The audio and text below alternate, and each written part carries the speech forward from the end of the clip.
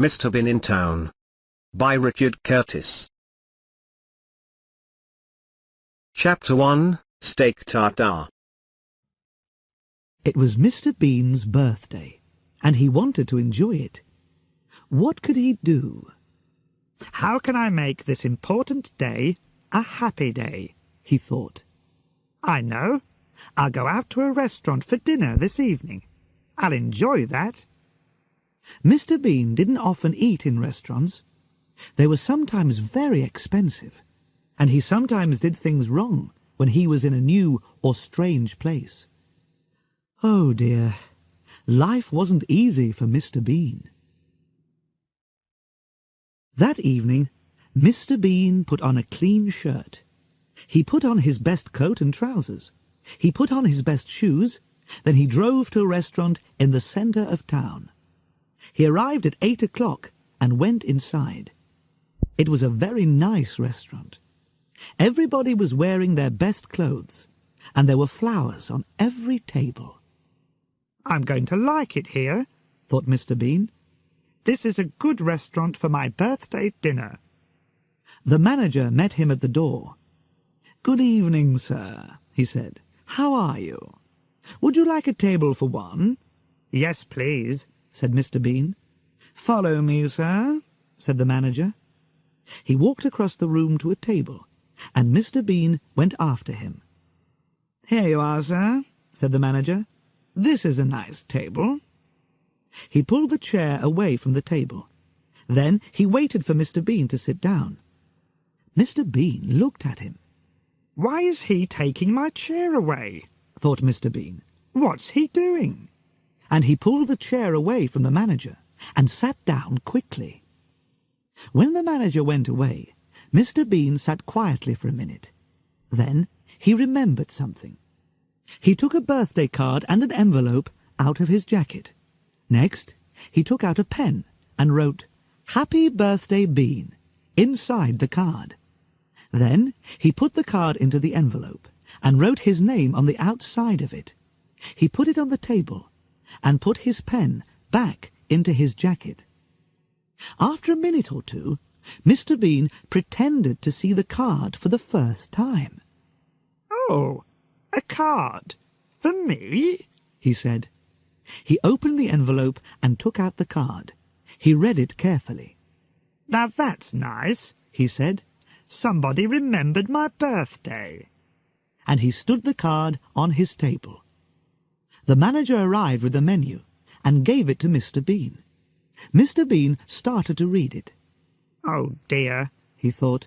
"Everything's very expensive. What can I have?" Mr. Bean got out his money. He had a £10 note and some coins. He put the money onto a plate.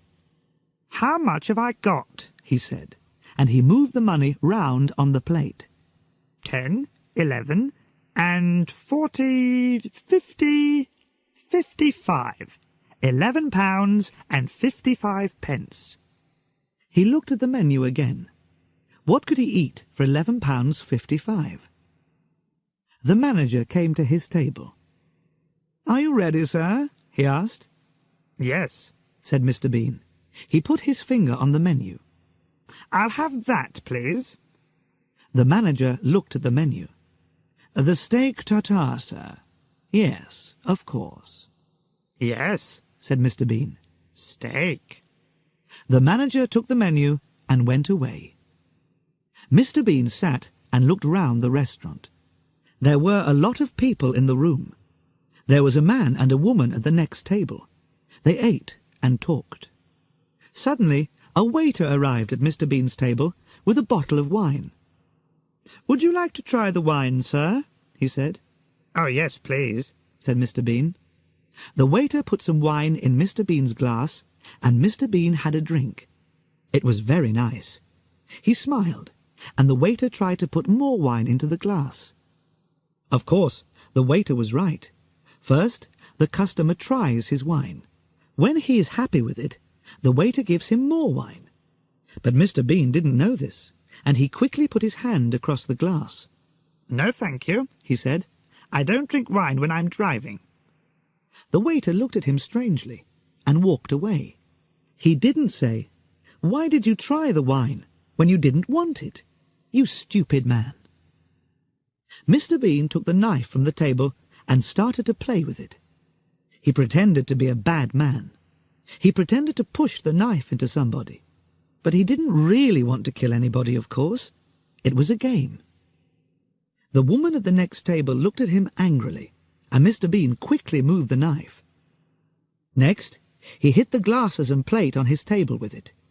Ping, ping, ping, they went. And after a minute, he played the song "Happy Birthday" on the glasses. He smiled and thought, "I'm very clever." But the woman at the next table didn't think, "That's clever," or "Oh yes, that's funny." She thought, "That man's really stupid." And she looked hard at Mr. Bean. Mr. Bean put the knife down and looked at his napkin. "It's a very nice napkin," he thought. The waiter saw Mr. Bean looking at his napkin. He didn't say anything, but suddenly, flick, he opened it for Mr. Bean. "That's clever," thought Mr. Bean. "I'll try that." And he began to move his napkin. Flick, flick, flick. Suddenly, the napkin flew out of his hand. It flew across onto the next table. The woman at the table looked round again, but Mr. Bean pretended not to see her. His face said, "It's not my napkin." A minute later, the waiter arrived with his food. There was a large cover on the plate, and Mr. Bean couldn't see the food. But he gave the waiter the money on the table. Customers don't usually give a waiter money when he arrives with the food, but the waiter didn't say anything. He took the money and put it in his jacket. Mr. Bean was happy. "I'm doing everything right," he thought. The waiter took the cover off the plate and walked away.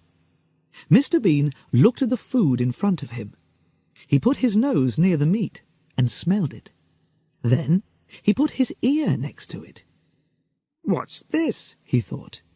He put some of the meat into his mouth. Suddenly, the manager arrived at his table. "Is everything all right, sir?" he asked. "Are you happy with everything?" Said Mr. Bean. He smiled. The manager smiled too. He walked away, and Mr. Bean's face changed. There was no smile now. "Ah!" he thought. "They didn't cook this meat." But he had to eat it. "I don't want people to think that I'm stupid," he thought, "but I'll never ask for steak tartare again. Never." He pushed his plate away. But then the waiter went past his table. "Is everything all right, sir?" he asked. "Oh, yes," said Mr. Bean. He smiled. "Yes, everything's very nice, thank you." He smiled and pretended to eat some meat. But the waiter went away before Mr. Bean put it into his mouth. "What can I do with it?" he thought. "I can't eat this. Where can I hide it?" Then he had an idea. Carefully, he put the meat into the mustard pot and put the cover on it. "Where can I put some now?" he thought. "I can't eat it, so I've got to hide all of it. Oh, yes, the flowers."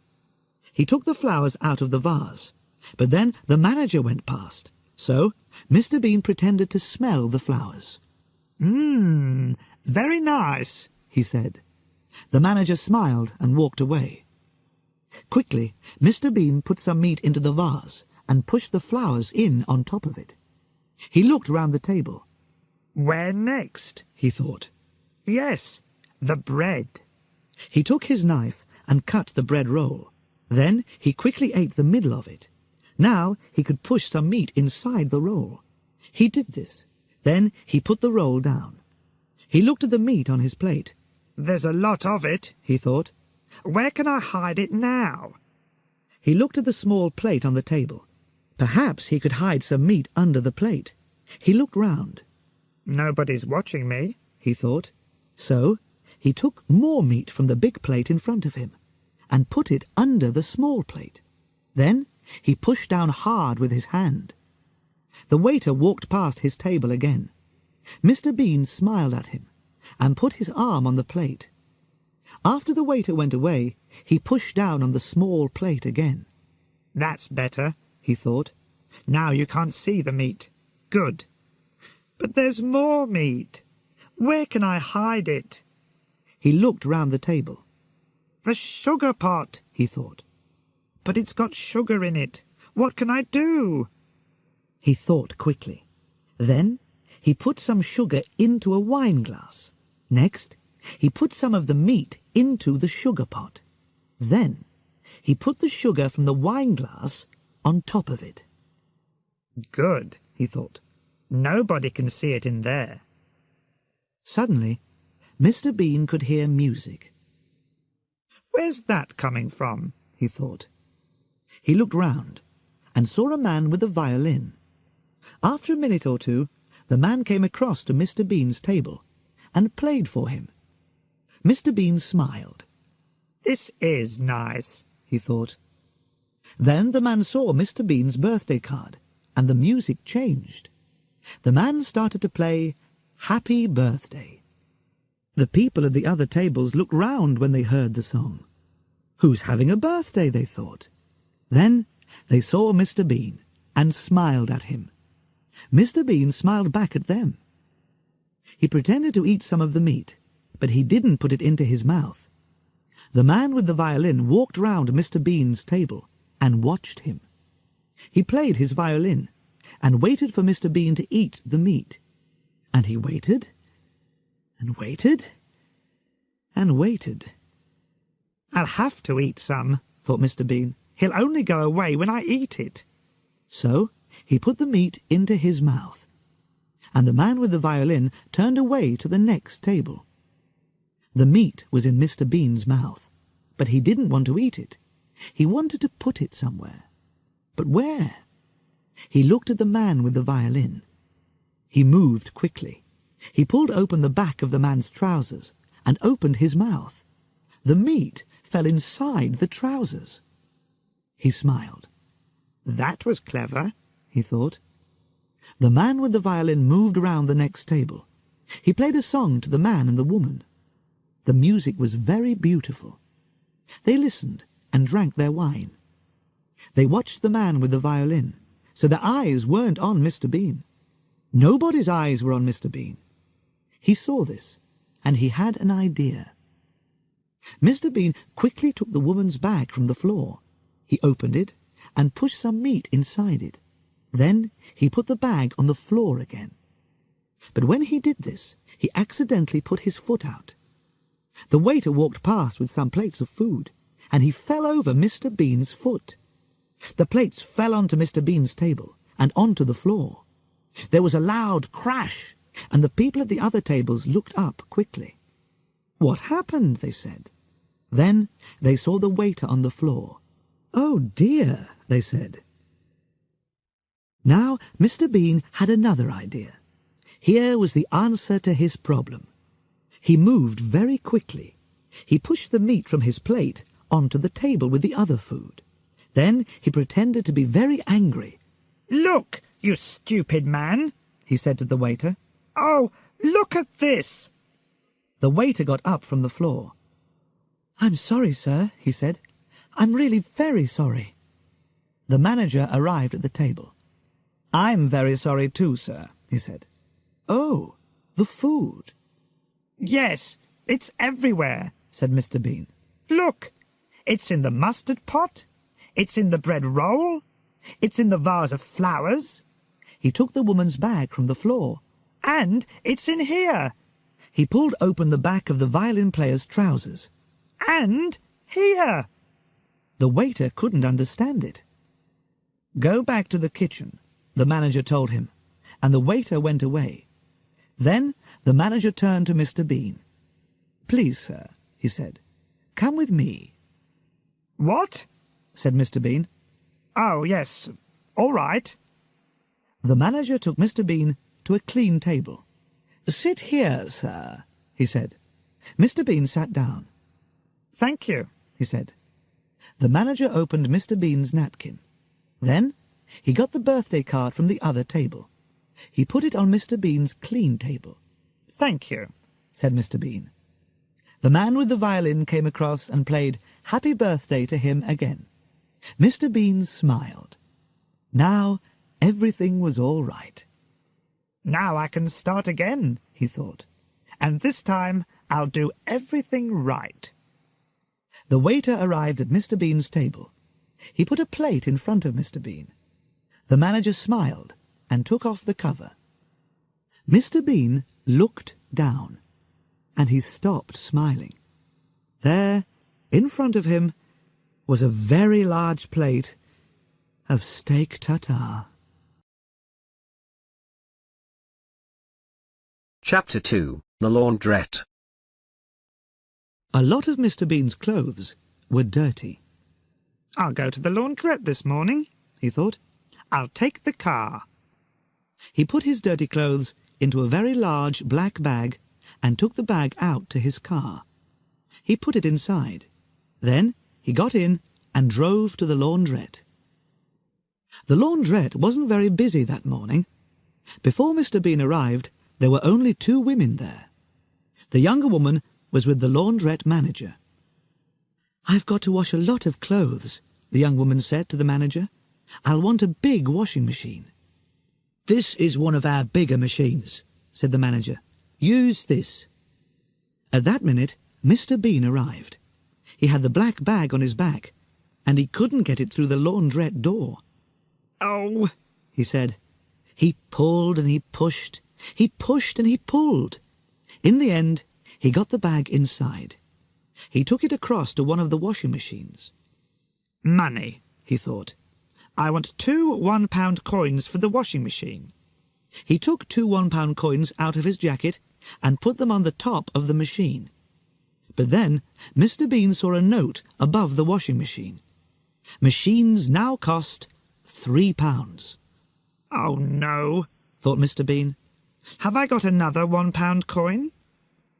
He looked in his jacket and his trousers, but he could only find a 5-pence coin. He put this on top of the washing machine. Then Mr. Bean remembered something. He did have another 1-pound coin. But he looked round. The young woman was next to the big washing machine. Mr. Bean saw her putting some clothes into it. The laundrette manager was busy in his little office. "Nobody's watching me," thought Mr. Bean. "Good." He opened the front of his trousers. Then he started to pull out some string. The young woman turned suddenly and saw Mr. Bean pulling the string out of his trousers. "What is that man doing?" she thought. Mr. Bean saw her looking and turned away quickly. But now the older woman looked at him. Her eyes opened wide. "That's a strange man," the woman thought. "He's got string inside his trousers." On the end of the string was some paper, and inside the paper was a 1-pound coin. Mr. Bean smiled. He took the coin out of the paper and put it on the top of the washing machine. Then he put the 5-pence coin back into his jacket. Next, he opened the washing machine.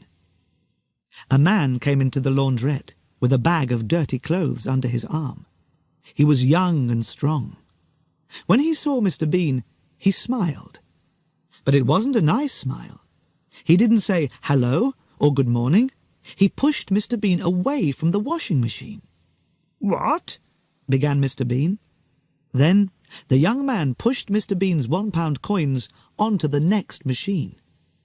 Mr. Bean was angry.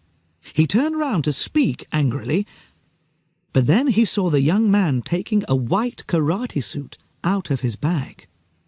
"A karate suit," thought Mr. Bean. "So he can fight. Perhaps I won't say anything." The young man pushed his white karate suit into the washing machine.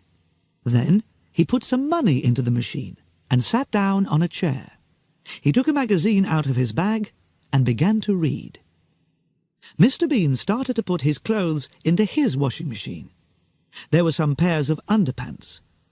"Monday," he said, and he put 1 pair into the machine. "Tuesday," He put the next pair into the machine. "Thursday, Friday, Saturday." 3 pairs went into the machine. Mr. Bean stopped. "Wednesday," he thought. "Where are Wednesday's underpants? Oh, It's Wednesday today, and I'm wearing them. What could he do? He had to wash them, so he had to take them off. He looked round. Where can I go? He thought. There was a partition near the washing machines. I'll go behind that, he thought. He started to walk to the partition, but the young man put his legs across the floor. He wanted to make Mr. Bean angry. But Mr. Bean remembered the karate suit. The man could fight. He walked round the young man's legs and said nothing. He went behind the partition and carefully took off his brown trousers. The young woman put some of her clothes into one of the very big washing machines. The other clothes were on the top of a smaller machine near the partition.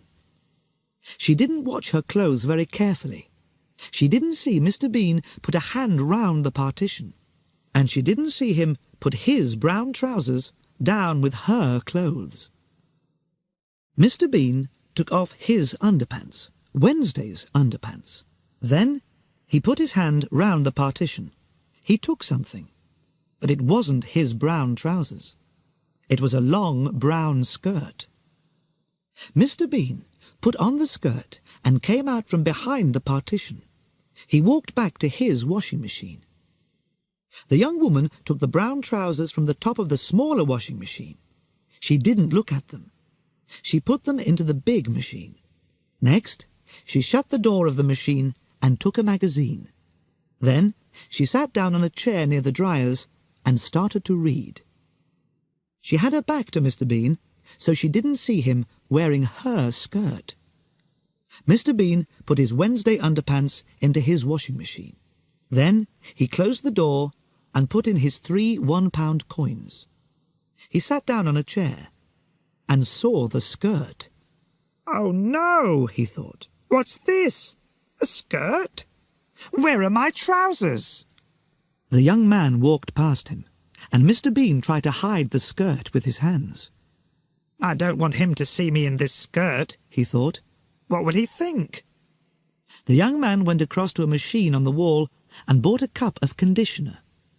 Mr. Bean got up and went back to the partition. He looked at the washing machine next to it and remembered the young woman's clothes. She put my trousers in the big washing machine with her things, he thought. He went across to the big washing machine and tried to open it, but he couldn't do it. I'll have to wait, he thought, and he walked back to his chair. The young man put his cup of conditioner on the top of his washing machine. Then he looked at Mr. Bean and saw the skirt. He started to laugh. Mr. Bean looked away quickly.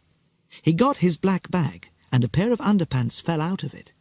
Oh, Sunday's underpants, he said. He tried to stop his washing machine and open the door, but the machine didn't stop. What can I do? He thought. He looked down at the skirt. I know. I'll wear Sunday's underpants under this skirt. That's a good idea. He looked round, then went across to the conditioner machine, away from the other people. Carefully, he started to put on Sunday's underpants. He put his feet into them, and suddenly he couldn't pull them up. He couldn't move them.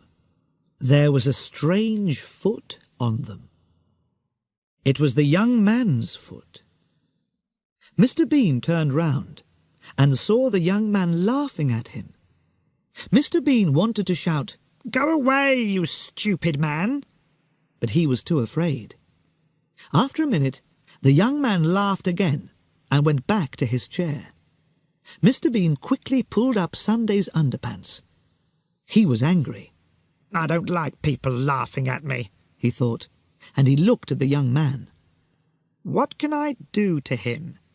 I can't fight him. He's too strong. Then he had an idea. There was a coffee machine next to the machine for conditioner. Mr. Bean went across to it and got a cup of black coffee. He smiled and walked back to his washing machine with the coffee. The young man's eyes were on his magazine. He didn't look at Mr. Bean or the washing machine. Now, thought Mr. Bean, and he quickly changed the young man's cup of conditioner for his cup of black coffee. Then he carried the cup of conditioner to his chair and sat down. He smiled. That will teach him a lesson, he thought. After a minute, the young man stood up and went to his machine. He had to put the conditioner into it now. He stood next to the machine and laughed at Mr. Bean's skirt. So he didn't look at the cup when he put the conditioner into the top of his washing machine. But of course, it wasn't conditioner. It was black coffee. Mr. Bean tried not to laugh. The young man sat down in his chair again and looked across at his washing machine. There was a window in the door, and the young man could see his white karate suit going round and round in the water. But the suit wasn't white now. It was brown. What? He shouted. He jumped up. He ran across to the cup and looked inside it. Then he put it to his nose and smelled it. Coffee! He shouted. Then he looked across at Mr. Bean. Did you? Mr. Bean didn't answer, but his face said, Who? Me? He pretended to drink his cup of coffee, but it wasn't coffee. It was conditioner. The young man went to find the laundrette manager. Mr. Bean stopped drinking and said, Ah! The young man showed the brown karate suit to the laundrette manager. "What's wrong, sir?" said the manager. This karate suit was white when I came in here, said the young man. Now look at it. "What did you do to it?" said the manager. Me? I didn't do anything to it, said the young man angrily. He pulled the manager across to his washing machine. This is your machine, is that right? Yes, said the manager. The young man showed him the karate suit again. This cost me £200, he said. What are you going to do about it? Will you come to my office, please, sir? Said the manager. We can talk about it there. Mr. Bean sat opposite a large dryer. His underpants and other things were in the machine. They were clean now and nearly dry. Mr. Bean waited. After a minute, the dryer stopped. He got up and opened the door. Then he started to take out his clothes. A minute or two later, the young woman came to the next dryer and started to take out her clothes. They were dry too. Perhaps my trousers are in there, thought Mr. Bean. The young woman took some clothes out of the machine and put them into a bag. Then she went back to the big washing machine for her other clothes. Mr. Bean moved quickly. He started to look through her clothes for his trousers, but he couldn't find them. Where are they? He thought. They're here somewhere. Wait a minute. Perhaps she left them in the dryer. So he looked inside it. First, he put his head into the machine. I can't see anything, he thought. It's too dark. Next, he climbed into the machine. The young woman was busy at the big washing machine. She didn't see Mr. Bean climb into the dryer.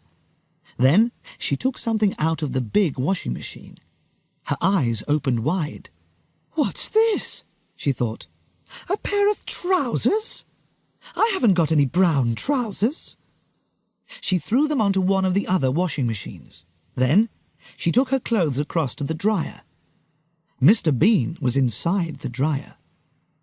Where are my trousers? He thought. Suddenly, the woman's washing began to fly into the machine.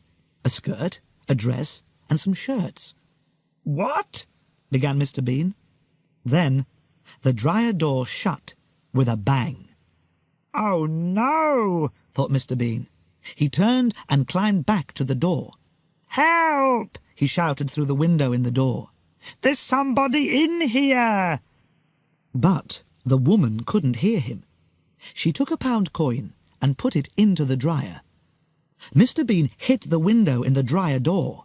Bang! Bang! But nobody heard him.